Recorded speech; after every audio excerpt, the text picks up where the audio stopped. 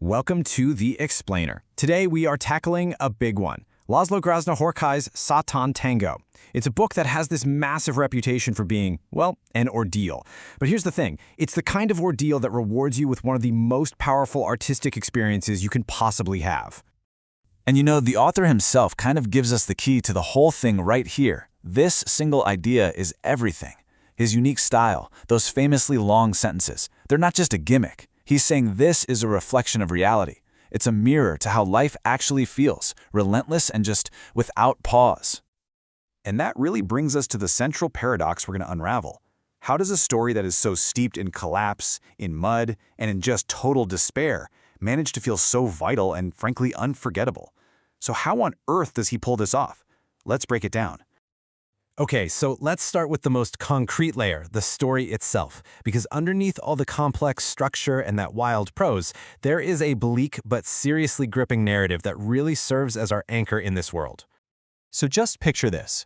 You've got this forgotten Hungarian village right after a collective farm has totally collapsed. The rain is endless. I mean, it just never stops, turning everything into mud. The whole community is completely paralyzed, just waiting. Waiting for something. Anything. And right into this vacuum steps this incredibly charismatic figure, a false prophet named Jeremias, who promises them salvation. And this really is the core of the story. It's all about how easily fear and hope can be twisted and manipulated when trust has just completely vanished. The villagers, they think they're acting freely, making their own choices, but in reality, they're just playing their parts in a tragedy of betrayal that was scripted long before they even knew it. But the story, as good as it is really only the beginning.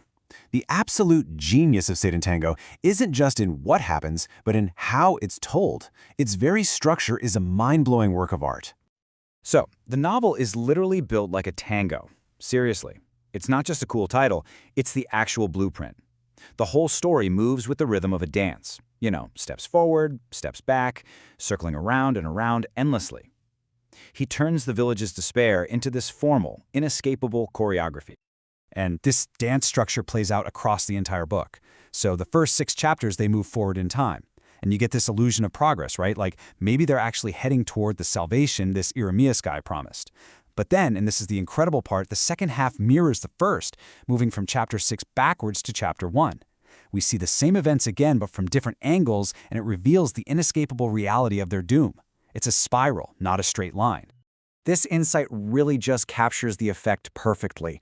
The structure makes doom this constant condition, not some big, surprising finale. See, the apocalypse isn't some fire and brimstone event in the future. It's the endless, repeating dance that the characters are trapped in right now. All right, so now we've got to peel back one more layer to get to the absolute core of what it feels like to read this book, Krasznahorkai's legendary, relentless prose. This is the stuff people talk about. I absolutely love this metaphor from the book's English translator, George Shirtes. It is the perfect way to describe reading this book. You don't just read these sentences, you inhabit them. They become the atmosphere. They're the air you're forced to breathe. These long, winding sentences, they force you, the reader, right into the same inescapable mud as the characters. It's where the form becomes the content. You can't just skim this book, you're forced to wade through it, to feel time itself just thicken and slow. Way down. So the crucial point here is that these aren't just long sentences for some kind of stylistic flair. No way. They are a deliberate tool. They're designed to trap you, to make you feel the character's paralysis, and to turn despair from just an abstract idea into a physical experience that you have to endure right alongside them.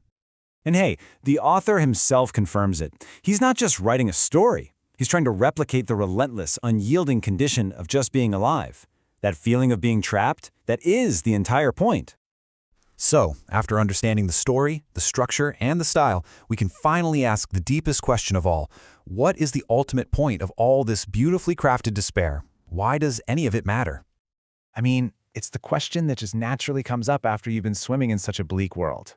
If everything is collapsing and salvation is a total lie, what is left? Anything?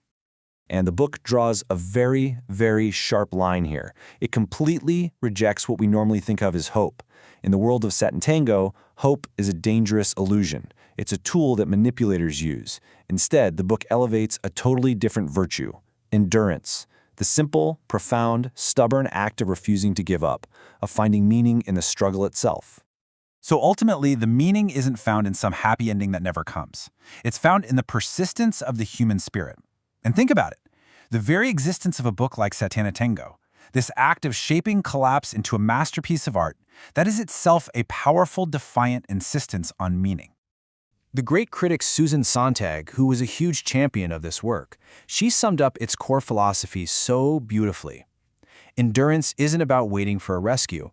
It's about holding on to your humanity when everything around you is falling apart. And that, right there, is the novel's deepest truth.